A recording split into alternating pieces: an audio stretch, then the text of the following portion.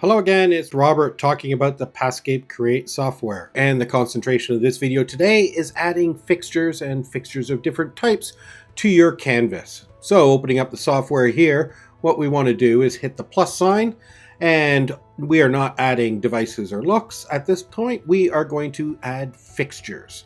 And in this list is the fixtures that I might have chosen in the startup process, saying that this project will use these. And if I can't find the fixture that I need, I'll just hit the plus button here. And these are the ones that are currently my favorites in this list. And there are a whole host of generic fixtures. So if I needed a 16-bit RGB, I would just check it off like that.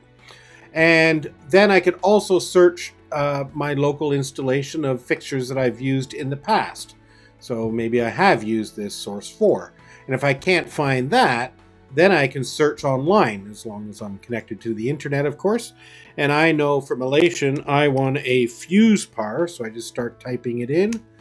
And it's now gone down to quite a small list. There's the fuse par. It's the IP version I want. And I want the 8-channel version. So then I could download that fixture, and when we go back to our latest lists, we now have the fuse par in our list. So if I now look at my list, it's got that extra fixture. But for this demonstration, we're just going to use plain old RGB.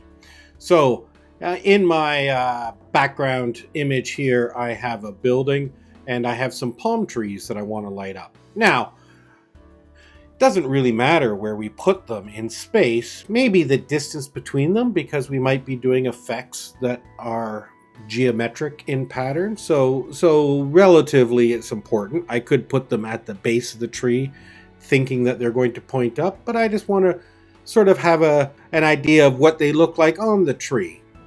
Now this isn't a full-blown visualizer, it's all representation just to get art put into your controller. So what I'm going to do now is I'm going to add my 8-bit RGB fixtures, and I'm going to put it right in the middle of the tree for every one of them. So here we go, and I am just adding fixtures, and you can see down below here it says when you're done, hit the done. So now if I select those fixtures and I look at the properties of them, I can decide that they're not very good at like less than a foot across. These trees are pretty big, so let's make the width 10 feet and the height 10 feet. And these trees aren't so square, they're more or less round. So now I have the ability to get a vague representation of what it's going to look like with these architectural IP rated fixtures shining up at my palm trees. Now we also have some similarly 1, 2, 3, 4, 5 16-foot tall pieces of concrete that I want to light up.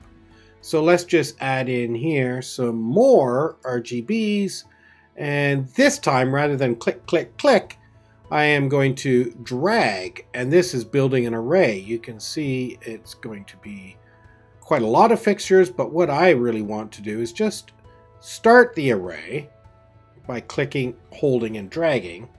And now I can actually say there's only 5 across, 1 high, and I know that these pillars are 4.5 feet apart from each other, and they are 4 feet wide, and they are 16 feet tall. And now I could still, as this is active, this tool, I can move them around and line them right up, but that looks pretty good to me too. Now along this building, there's a little cove. So we may want a whole host of LEDs along there. They might be cove lights with 1 foot pixel width. So let's just add in some more RGBs, and I could just build an array of them all the way across like that. So now we might just drop in a look to see what they all do. So let's just go plus, and we will add in here a dynamic look, We will drop that down here, and this is doing a color chase across all of the lights. Now if you added in a geometric pattern, then you could actually see how the placement of all of the fixtures matters. And we'll talk about that in a minute. But here I have a dark band of light that is traveling from the center outwards, and you can see as the tree gets dark, the pillar right underneath it gets dark. So how does it do that? I'm going to open up a very simple show file to explain some of the fundamentals of how these dynamic effects work. So to make this very simple, I just have a space here, very small. I've already pre-built some of the effects that I want to show you, and I'm going to now add in my fixtures. So let's take these RGB fixtures, and I'm just going to drag like this. And what you're seeing is some interesting patterns here, some squiggles. Let's explain that. I really want to make this simple. So my grid is going to be 3 by 3. That's 3 lights across, 3 lights down. And I'm going to put a 2-foot spacing between them and a 2-foot spacing like that. So now we have a very simple pattern. Now what's this snake all about? Well, we'll talk about that in just a minute. So do me the favor and just ignore that for a second, and we will say okay. So here are my fixtures, and if I go into my looks, I have my first look I want to talk about, which is called a wipe. Now as you activate the default settings of the wipe, it is just going from left to right like this, and you can actually see the loop time of 3 seconds. I chose that, so it gets from the beginning to the end over 3 seconds, and the angle is currently 0 degrees. So if we rotate this 90 degrees, now all of a sudden my wipe is going from bottom to top. And no surprise, if we make it 270 degrees, we'll reverse that and the wipe will come down. Let's have a look at something else. I have what I call a sweep, but it's listening to a matrix. And again, I'll explain that in just a second. But I just pulled the radar effect out, and you can see it's like a radar screen going around. And the question is, well, how did it know to center it right on there? Well, that is done by setting up your pixel grid. So let me stop this effect, and let's select the space that we worked in here, which is just the project space. And if we hit this button up here, it's the pixel grid. And right now there are 3 by 3. As it samples the radio going around, it's going to try to line up those effects by these pixels or luminaires. So what happens if we zoomed way out here and we made this 9 by 9, but we made it much larger? So now I've offset my pixel grid. So only the top left corner is going to be hitting the fixtures that are in my space. So if you can imagine a radar going around like this, let's have a look what it looks like after we've changed this pixel grid. And now the matrix sweep is going around and it's white. You can imagine that the center of that is down here. So setting up the matrix is very important on how these geometric effects are going to affect the lights that you have in your rig. So how you set up your matrix is very important. So if you move everything off to the side here or change the aspect ratio, you can see how each sample point is going to hit a fixture underneath it. And then you can also rotate the entire grid like 45 degrees so to match your content in whatever direction or ratio you want. So that's the sort of thing that you're really going to have to play with the content that you add, either in dynamic effects or sampling video or pictures. Now, as I dropped in the matrix earlier, you saw a little snake pattern. And let's talk about how that is affected with some different types of effects. So I have one here called the chase order example. It is built on the stock look called single chase. And you can see we're going in this direction and then a repeat. And we're going in this direction. Now what's that look like? How we can figure that out is, let's stop this effect. We'll go to our fixtures and we will select them. And then we will hit this button here to talk about the effects order. And there you have the pattern that we saw before.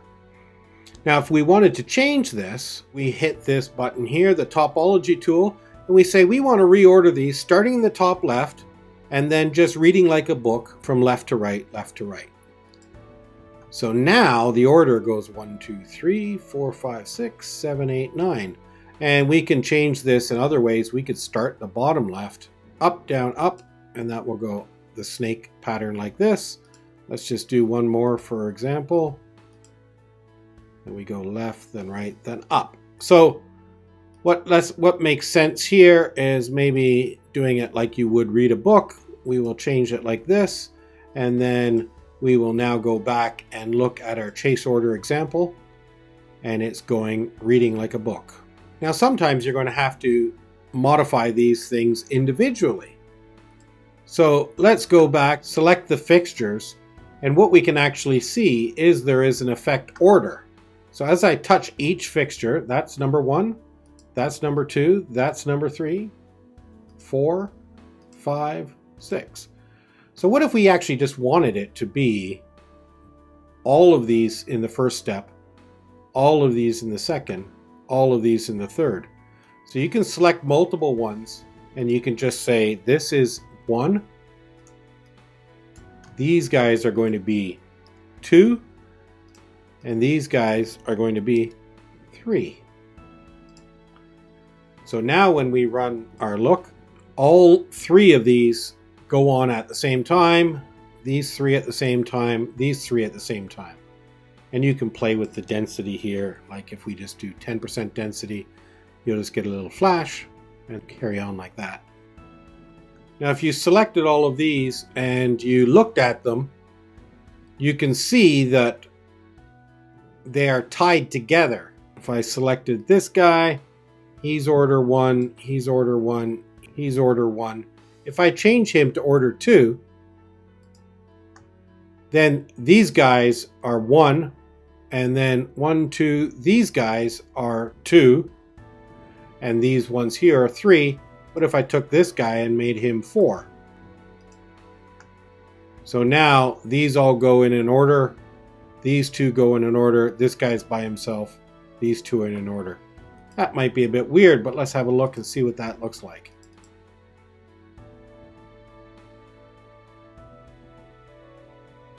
So that pretty much covers the basic fundamentals of adding in fixtures, what it means to line up the fixtures with a pixel grid, and using fixture order and the topology tools to determine exactly how your chase patterns are going to look. So until next time, I'm Robert. Take care.